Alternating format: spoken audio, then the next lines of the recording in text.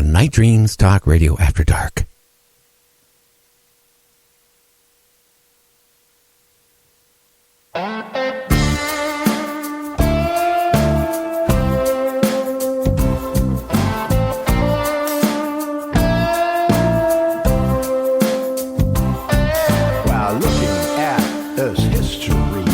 Sometimes get uptight when reading all those faith-based books all claim to get it right.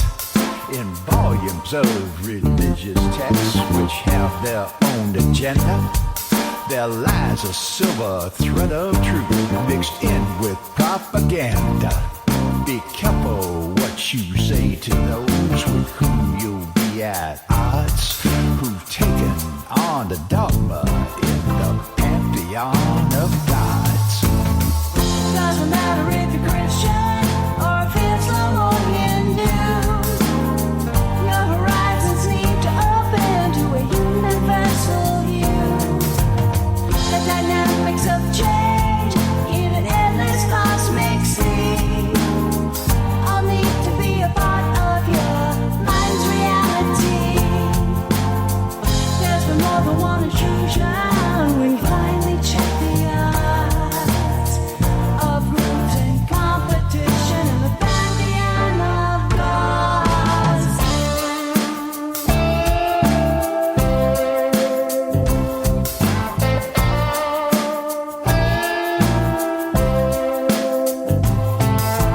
Aztec gods, Celtic gods, gods of ancient Sumer, all of them existed and it's not just myth or rumor.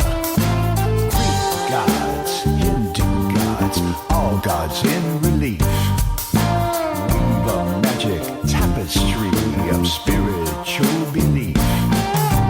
All of them have been here, part of spiritual decorum, and all of them are aspects of a complex cosmic forum. Doesn't matter if you're Christian or if Islam or Hindu. If you would like to hear Night Dreams Talk Radio on your local radio station, let them know. Tell them to check out www.nightdreamstalkradio.com. And thank you. You can advertise your business on Night Dreams Talk Radio, and you will be heard worldwide. Why not contact us at nightdreamstalkradio@gmail.com. You are listening to Night Dreams Talk Radio Network, from our compound to you worldwide, with your host, Gary Anderson. Hey, that is me. Well, we're talking what ifs if you were abducted, or what aliens, why they would be abducting. Why would they? Well, they have something planned. We don't know what it is. I'm waiting for a phone call from Sam here to talk about abductions and UFOs here any minute. Anyway, James, are you still there, my friend?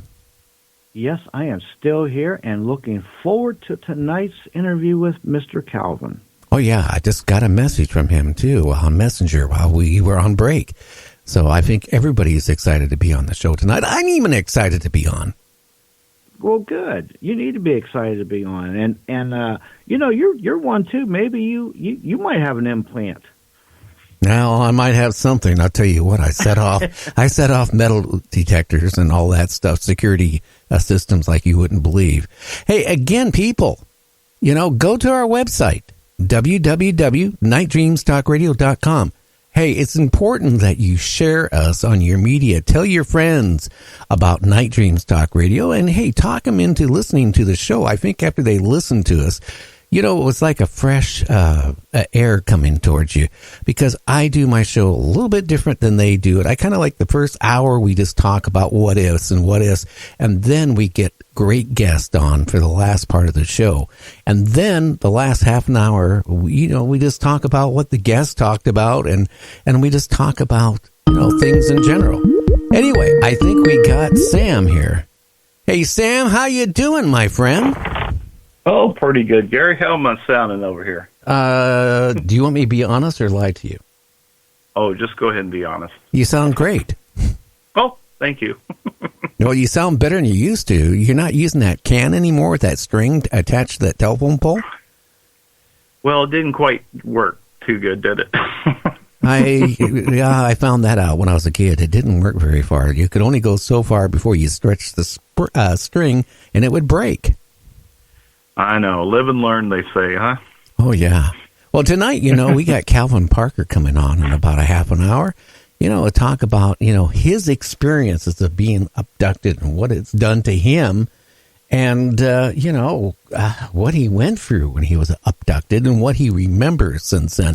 But what's your feeling about abductions in general? Do you think there's some agenda out there? I always say, you remember back when Russia would back in the Soviet Union sent all these spies over here that were totally brainwashed. They didn't even know that they were a spy. And they had detailed instructions in case there was a war to take their little suitcase, right? Their dirty bomb, take it somewhere and detonate it. And they didn't even know about that unless they got a phone call with a key word. It would set something off in their mind, and then they would remember what they were. I'm just wondering about all these people being implanted. We're just guessing what these implants are for. And hey, I just came up with the idea, maybe that's mind control. If something happens, they can take all these tens of thousands or hundreds of thousands of people that have been implanted and have them do something. Oh, the ultimate Manchurian candidates to accomplish whatever the agenda is, whoever's doing it to them. Well, that's what I was thinking. It's no more ludicrous than some other people's ideas. Oh, I could think of a plethora of movies I've seen in the past that really alluded to that, because I remember one where the ultimate one was where, I think it was a BBC or a British movie, where they dug up some extremely ancient craft that might have been from Mars or someplace, and they were they got into the ship and something got activated, some kind of tone or some kind of frequency. And all of a sudden, not everyone, but certain people, based on their DNA, were activated. I remember that. I remember that was made, in the 70s, that movie, 50s. I think. Yeah. Well, it was pretty early. So it kind of like, I was just sitting here before the show thinking in terms of, we know they're doing it. I mean, hands down, I know this is happening. And so you have to start thinking about, okay, is there an agenda? I think you're fooling ourselves if you think there's a single agenda. I think it's complicated. Like to say on Facebook, there's a lot of competing groups. We know that happens within the human race. There's competing governments, and there's competing secret societies, competing whoever's pulling the strings from behind the curtain. You know what I mean? And then you tie in ETs. I don't think you can separate the ET agenda from some of the elite humans. I think they work together. Okay? So that's part of the problem. And one of the things that really concerns me was about the DNA issue, and the reason why people are abducted in the first place. And you notice how they tend to target certain people and certain families. Yeah, they do. I think we already brought that up. So, and I'm going to be talking to someone locally where I'm at that has had that happen not only to his family, but he's in constant. They always bother him, or they're always seeming to come around, and they probably, if it were for the missing time that they experience, I would say that perhaps they've been taken and abducted and brought back, which usually that's one of the characteristics, I think, of abductions is missing time. Or, they won't remember it, but all of a sudden they'll have strange marks in their bodies or some weird stuff goes on like that. But if you think about DNA, what are they using DNA for? And it makes me a little bit worried. How there's all these DNA tests. Get your DNA tested. Find out where you came from. You know what I'm talking about? Oh, yeah. And I don't want to mention any of the companies that do it, okay? But you know what happens, and they really push it. They really push it hard because then they'll send you back a report that says it'll have some information, and it'll say, you 2% this or whatever. Find out if you're like Native American, for instance, or whatever. Where did your family stem from? However, I think there's something a little bit deeper that goes on when you do submit your DNA test. I'm just giving a probability. I don't know for sure. Okay. Go ahead and say it. But I know. but I got a funny feeling. I know what you're going to say. I just come out and say it as scary as you can. Well, this is a probability, and it says there's nothing to. We already know that nothing stops these folks in higher places from taking things and not telling us. Okay, so I can see them taking the DNA and forming a huge database that's extremely detailed of everything, every aspect of each person. But they're not giving you all that information. They're only giving you bits and pieces just to satisfy you. But I think there's a more nefarious agenda afoot.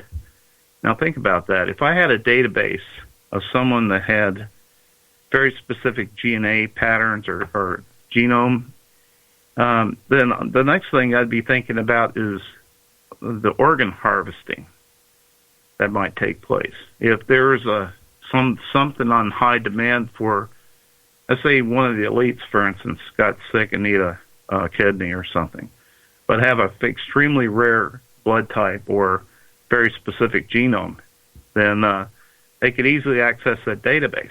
And what's to keep them from abducting those people for that particular purpose? Oh, you're right. But I mean, I don't trust. I don't know if I ever brought this up on the air before. I thought about that very deeply and said, should I say anything like that? No, I'm glad you did, but I don't trust these companies, and the reason why, I remember reading a report a couple months ago, and now they're using it to even catch murderers and rapists and all this stuff. But I still don't even trust it, because I'll tell you what, there has been other people in the profession of the medical field and other people who have tested these companies, right? And sent out their DNA to like 4 different companies and got 4 different answers. They were, that's the scary part. Okay. If you send it out to 2 or 3 different companies and they come back and they say, oh, you're part this and you're part maybe Russian or Czechoslovakian. I'm just using that as terms. But you send it to another one and, oh, no, you have American native and, you're this and that. I mean, that has happened. And it's happened quite a bit where the companies vary. Or you send their DNA again to the same company later on and you get a different result. How they're not making an accident, mixing it with something else. And it's not like you're dealing with the going into a hospital where they absolutely have to make sure that the blood, that they're taking is from the right person. And not to say that doesn't happen in hospitals, I'm sure it happens, but you're sending something of your DNA to an unknown source. I mean, the company's big, maybe, but you don't know what happens behind those doors with the DNA. I mean, they might be mixing it up, they might be making mistakes, and who knows? They're sending you a report, but how do you know the information is correct for your particular genome? And even I've known of, I know that I have, in my past, I have American Indian. However, when one of my relatives, I'm trying to be very aloof about who, one of my relatives took the test and said absolutely no American Indian. I said, that can't be right, unless it skips people. I don't know, but it just seems a little strange. You know what I mean? Well, my wife, she's a 4th Cherokee.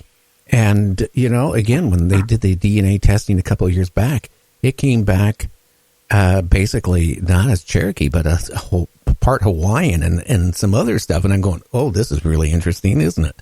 But I don't trust them. That's what I'm saying. And who knows what they're doing with that stuff? Who knows?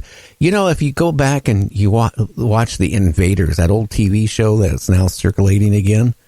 Oh, yeah. Maybe we don't. I'm just speculating. That's all I am as a talk show host. I'm not a reporter. I'm not anything other than a host.